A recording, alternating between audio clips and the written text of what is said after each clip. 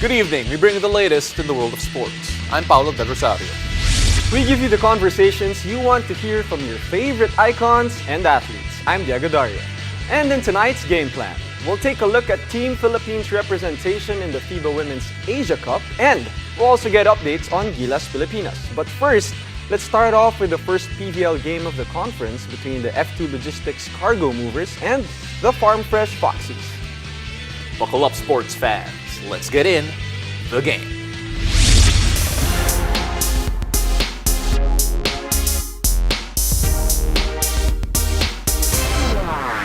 And here we go. The PVL is back with its Invitational Conference, and the F2 Logistics Cargo Movers take the first win of the conference against the Farm Fresh Foxies, the new girls on the block. Let's break down what went down with PVL analyst Jamie La Vitoria, fresh from that game. Yes. Or since the PVL is back, Jamie's also back here. Jamie is also back. Thank you, guys. We're eager to get your takes here.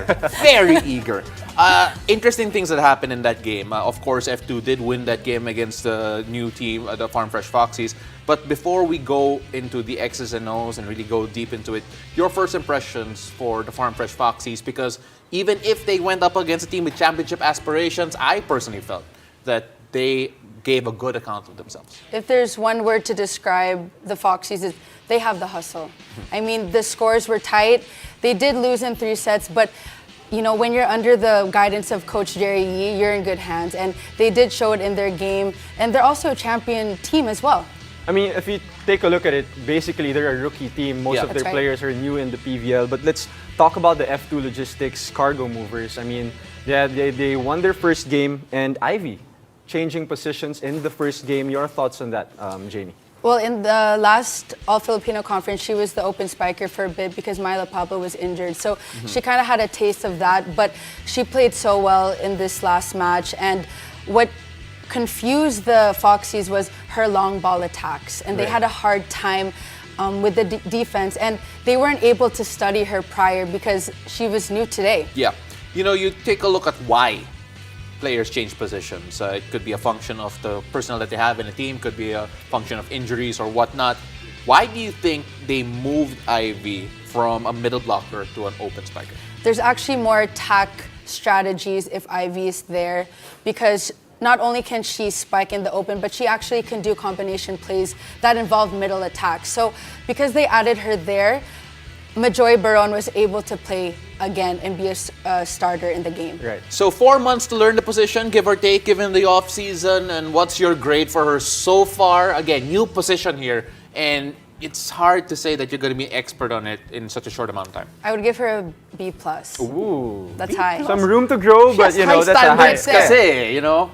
And I give her B+ because offensively it's there, but in terms of, because she's an open spiker now, she has to do service receive, and she's not used to that. She has to play defense in a different position now. So those are the little tweakings that she has to do, but in terms of offense, it's 10 out of 10. And before we move on to the other players of that game, personally, because in basketball, when you try to switch positions, you don't really see that. From point guard, you don't play center. But, you know, when you talk about this... from experience? From experience. I mean, I've never played the center, right? But, you know, Jamie, what are the differences between those two positions for the other fans? And, like, you know, how hard is it to do that in the PVL? Well, if you're a middle blocker, you literally have to block everything, right? From the opposite spiker to the open spiker. But if you are an open, you just focus on blocking the opposite, who's on the opposite side. And they also play different positions in terms of defense. So there's more thinking when it comes to middle blocking. Not saying that you don't think as much as when you are an open spiker, but there's less to think about. Right. Let's now focus on some of the debutants here. Let's focus first. Let's go back to the Farm Fresh Foxies first. Gail Pascual, only player with double digits, 10 points, 7 attacks, and 3 blocks. Good start for her here in the PVL. You take a look at what the Farm Fresh Foxies are trying to build. Where does she fit? She's a leader on the court. I was able to review her and research a bit of her games during the NCAA season 97. She was finals MVP, and she was the best opposite spiker this past April for NCAA season 98. So she has the tools, she has the leadership, and she just needs to gel more with the team. I think that was lacking from the game that I covered earlier. Just the chemistry is not quite there yet. And as a whole team, like, talking about the Farm Fresh Foxies, what are the things that they have to improve on? Not just, Gail Pascual. Communication and patience, definitely. They can't rush the results right now because the talent is there in terms of individually, it's there, but when you mesh them together, they still need to gel more and have more chemistry. Well, speaking about MVP caliber debutants, we have to talk about Mars Alba. Again, coming in with a Finals name. MVP hangover. Yeah, that's a bit of a big name. Yeah.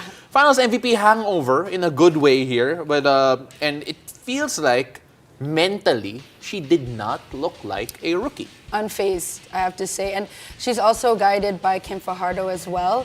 She was the starter from the game earlier. And I also mentioned this during the game that the confidence and the composure that she has, it's there. She's distributing the ball evenly. She's able to stay composed during the difficult times, and that's a sign of a good setter. And usually there's always going to be that adjustment period when you go from the UAAP, from the college division to the pros. That's right. And you've played in both. What are the differences that Mars has to, face now that she's in the PVL? Well, the UAP is a big stage, but PVL is a much larger stage, as we all know that, and the competition is much higher. So in terms of that, she has to adjust on gelling with a new set of girls, right? Because she's used to playing with her UAP teammates, For but 5 now years, that's right? right. Yeah. So adjusting to vets is what she has to do now. Well, let's go to way too early, I guess, opinions based on their first games. Talking about F2 and Farm Fresh. Of course, F2 wanting to do a lot better.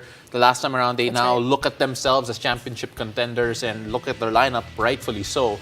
You take a look at their first game. What are your first impressions of them this conference? I have to say that they do hustle as well, but at the same time, they're playing more collectively as a team. They did mention in the timeouts that during the off-season tournament, they were able to have more team bondings. So they were able to really secure that trust and that bond, and it showed in the game today. And Farm Fresh, I think it's safe to say that no one's just going to walk over them just because That's we right. haven't seen them in the Europe, at least majority of them, just because we haven't seen them in action before. I think the quality is there to be seen. There's definitely more to be shown from the Foxies, and I'm sure Coach Jerry, they're going to go back to the drawing board and probably have training later. We'll see, but I know they have more to prove. Jamie, we really appreciate you coming here, coming Thank back you. on the show. You did a great job in front of your family here Yeah. in the studio. Stage mom and Special dad episode. recording. Yeah, this is the most animated she's ever been on the show. Ladies and gentlemen, Jamie De Vittoria, maraming salamat. Thank Jamie, you guys. thank you so much. Thank you. And after the break, we'll break down the upcoming matchup between our Gilas women and Chinese Taipei. Stay tuned. You're watching The Game.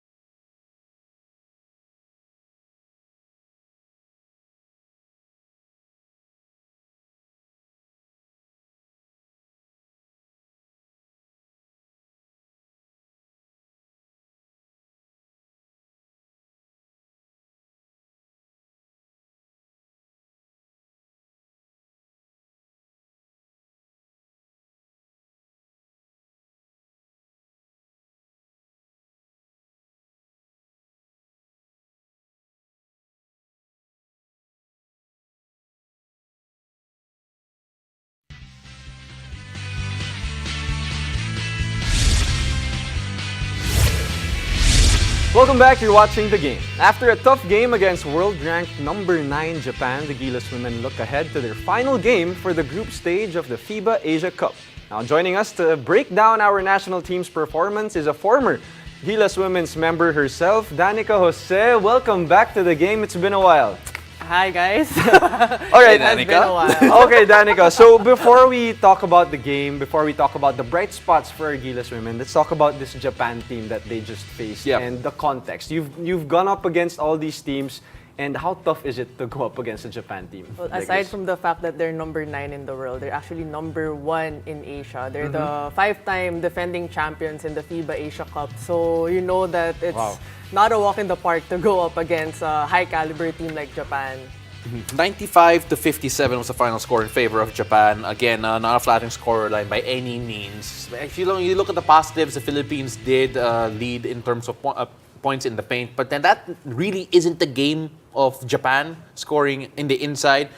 You take a look at this Philippine team though, the hope is that they don't get relegated. The hope is that if they win against Chinese Taipei, they stay in the top tier of Asia competition.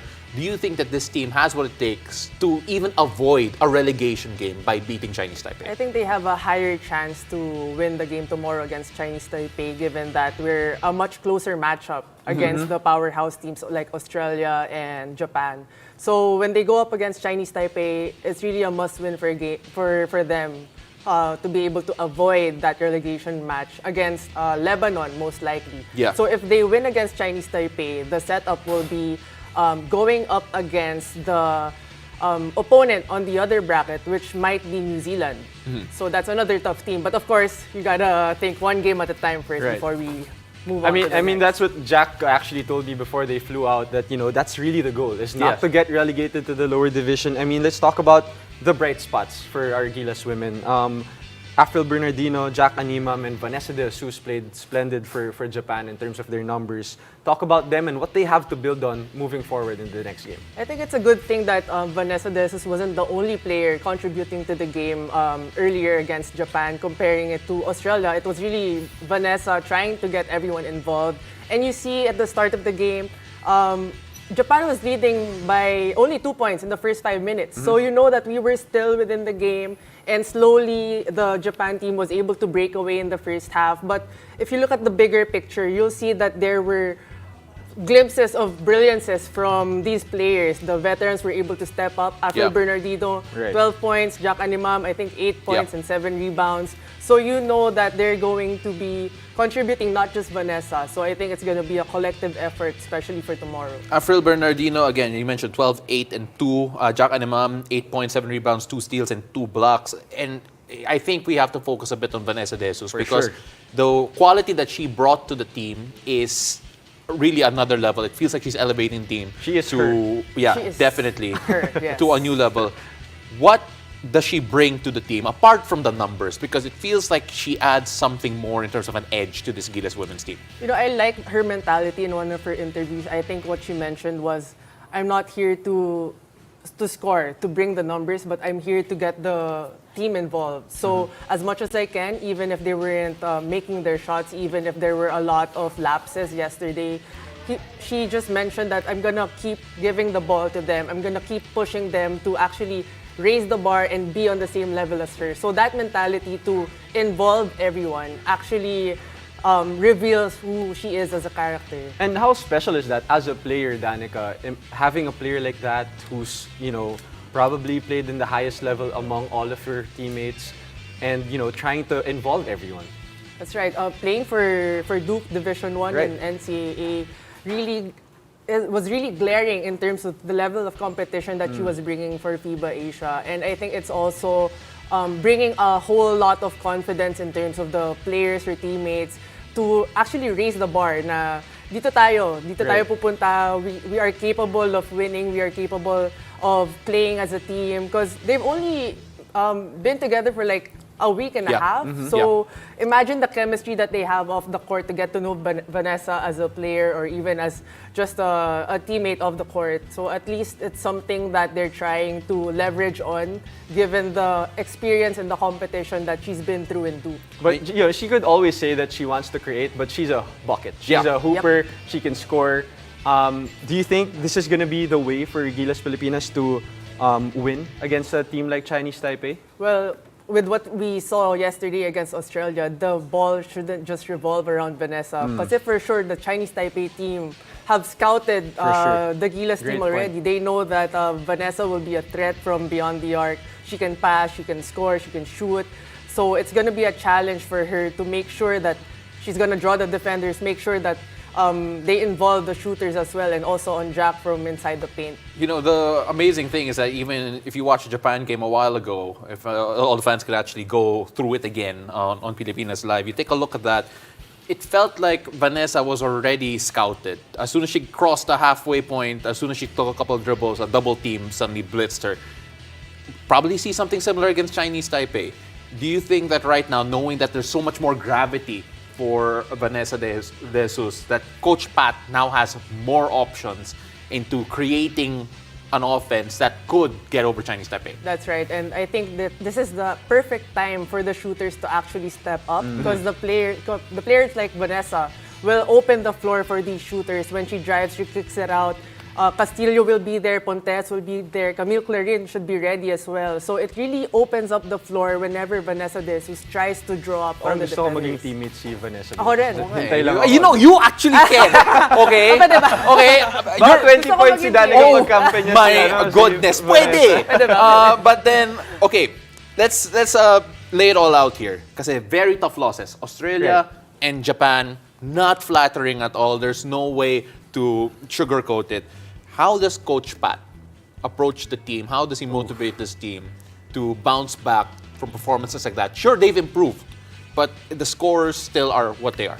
Well, from my experience, Coach Pat has been the perfectionist For coach sure. as he is for the previous years, even in NU. And how he is towards his players, it's mostly about personality management. Yeah. So when he talks to Afril, it's the same way with how he approaches Jack. So he would really talk to them intently and have like this connection towards these players off the court na what do we need to do? What do we need to adjust? Or what kind of play are you going to be comfortable in for you to be in a position to score, in a position to create? So he's that type of coach that if you work within the system, you're going to be able to adjust based on what the players think. Kasi sila yung naglalaro sa loob eh. So at least he has that type of insight from those players na I think, Coach, this is what works for me and medyo nahirapan ako sa ganito and moving forward for Chinese Taipei, this is, I think, what will work for us in a team. So that kind of relationship, it's not really a one-way relationship na dito tayo, Right. dito masusunod. It's mostly about a two-way thing. And lastly, talking about the magnitude of this game, you mentioned it. If they actually win this game, they will not have to go to the relegation round, and which is their goal. So this is really a big game. Do you think Coach Pat is, sumisigaw na ba si Coach Pat? Because my experience, Coach Pat is kind of that type of a coach. He's That's that the type way of coach. he motivates. He's very traditional, even inside the dugout or Right. during the timeouts. Dinig mo eh. Yeah, From I've seen it. Australia to, Yeah, from experience. to Philippines. You will When Danica closes her eyes, you can still hear Coach Pat. But then, of course, hindi to chess, hindi to checkers, hindi to Scrabble. It's definitely the personalities that matter a lot. Danica, maraming salamat. Really appreciate you. Please come on over more often. Okay. Yes, Okay, please. Thank you, Thank Danica. you so much. Well, the Gilas Women's will wrap up their group stage against world-ranked 33 Chinese Taipei tomorrow. Tune in live on One Sports and One Sports Plus at 5:30 p.m. to support our national team. After the break, we'll take a look inside the training camp of Gilas Pilipinas in Estonia. Stay tuned. You're watching The Game.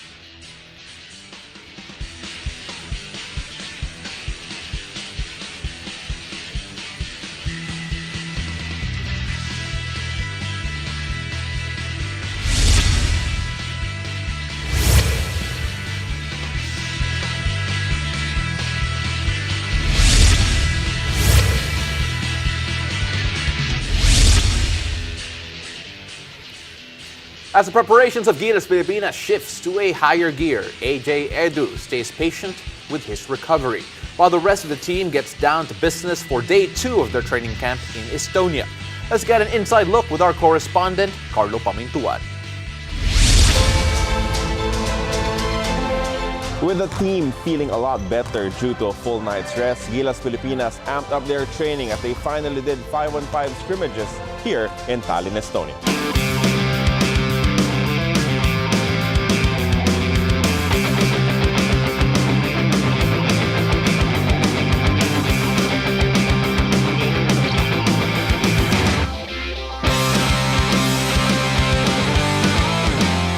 The training day started with gym work led by strength and conditioning coach Dex Aceron. And even head coach Chot Reyes joined in the session.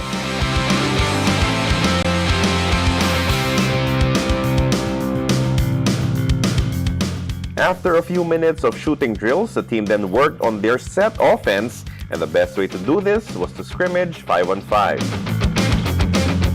In the end, the team composed of Dwight Ramos, Japet Aguilar, Kiefer Ravena, Chris Newsome, JP Eram, and Renz Abando defeated the 5 of 30 Ravena, Scotty Thompson, Jamie Malonzo, CJ Perez, and Junmar Fajardo.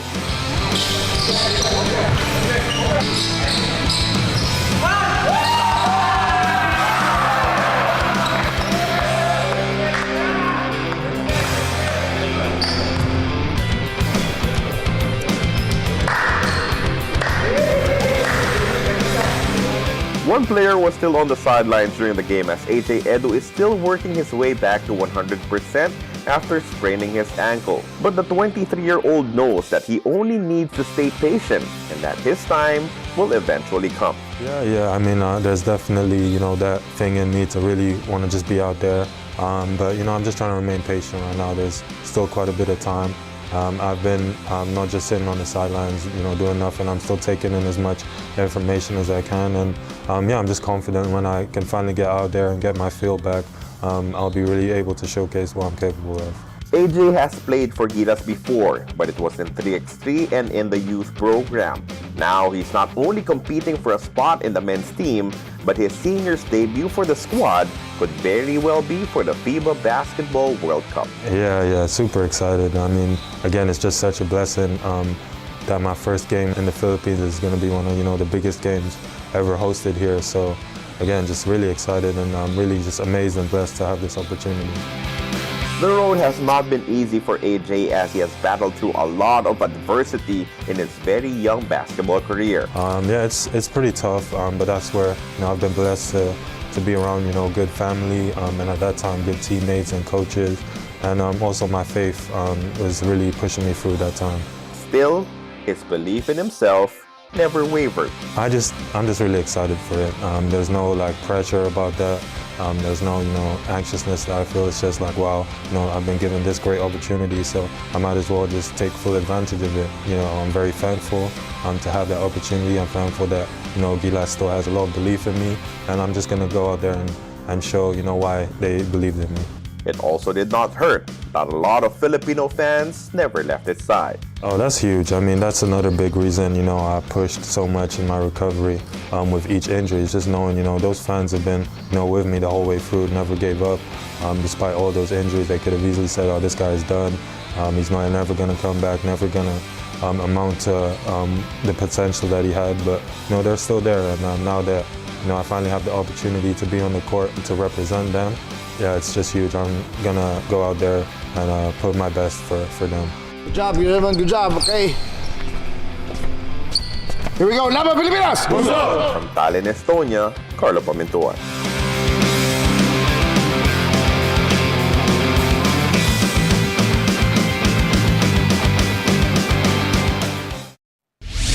Meanwhile, the FIBA World Cup 2023 is coming to Signal Pay-Per-View. Avail the early bird offer for only 550 pesos until July 15 to watch all games commercial-free and in high definition. Plus, get a chance to win authentic Gilas Pilipinas merchandise. Visit signal.tv for more details, also available to satellite subscribers. And And that's it for tonight. Thank you for joining us. I'm Diego Dario. And I'm Paolo De Rosario. This has been The Game.